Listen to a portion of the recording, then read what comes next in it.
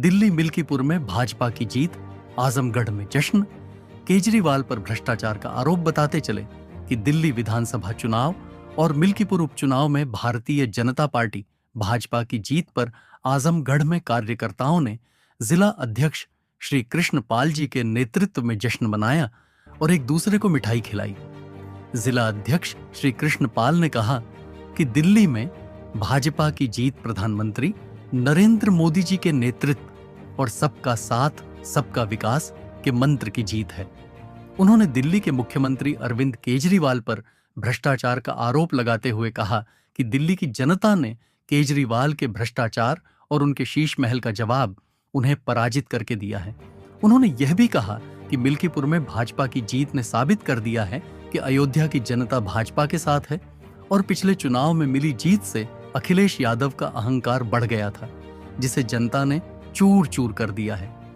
भाजपा के पूर्व जिला अध्यक्ष प्रकाश राय ने कहा कि दिल्ली की जीत से यह साबित हो गया है कि देश की जनता प्रधानमंत्री नरेंद्र मोदी जी के नेतृत्व में भरोसा रखती है।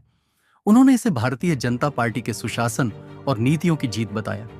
इस अवसर पर पार्टी के जिला उपाध्यक्ष ब्रजेश यादव, अवनीश मिश्रा, हरिवंश मिश्रा, नगर अध्यक्ष मृगांक शेखर सिन्हा, विनय प्रकाश गुप्ता, सुरेश वर्मा, दयानाथ सिंह, तेज प्रताप सिंह, राज बहादुर सिंह, सुनील गुप्ता, मनोज गिरी, हरकेश राजभर, अभिनव श्रीवास्तव, हर्ष श्रीवास्तव, नागेंद्र सिंह बबलू, सौदागर भारती, चंदन तिवारी, मिथिलेश चौरसिया, अवनीश चतुर्वेदी, नीरज सिंह, मुंशी निषाद, आजाद आजमी, योगेंद्र यादव, बाबू राम चौहान, शशिकांत विश्वकर्मा, मोनू विश्वकर्मा, रजनीश विश्वकर्मा आदि उपस्थित रहे। क्या कहना चाहिए?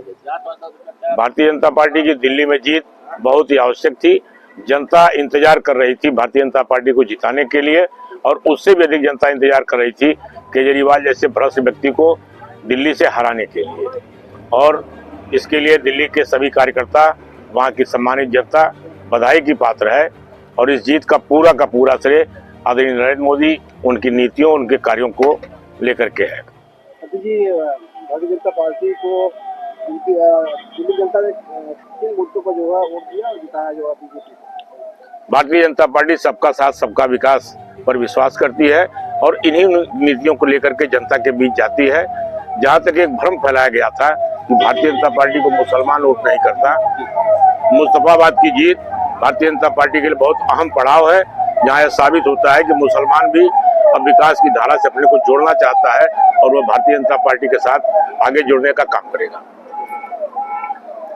पिछले लोकसभा चुनाव में अखिलेश यादव को थोड़ी सफलता मिल गई थी तो उनका गरूर हो गया था, घमंड हो गया था, और उस घमंड को भारतीय जनता पार्टी के कार्यकर्ताओं ने और अयोध्या की जनता ने उस घमंड को तोड़ने का काम किया है।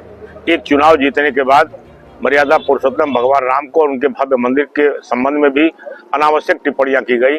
वहां की जनता ने एक बड़ा मैसेज दिया, बड़ा जवाब दिया है, और जितने से हम अयोध्या हारे थे उतने ही वोट से मिल्कीपुर में भारतीय जनता पार्टी चुनाव जीती है, जिससे साफ होता है कि मर्यादा पुरुषोत्तम भगवान राम के अपमान को देश की जनता बर्दाश्त नहीं कर सकती। और ये आगे के चुनाव में भी अखिलेश यादव के लिए सबक है।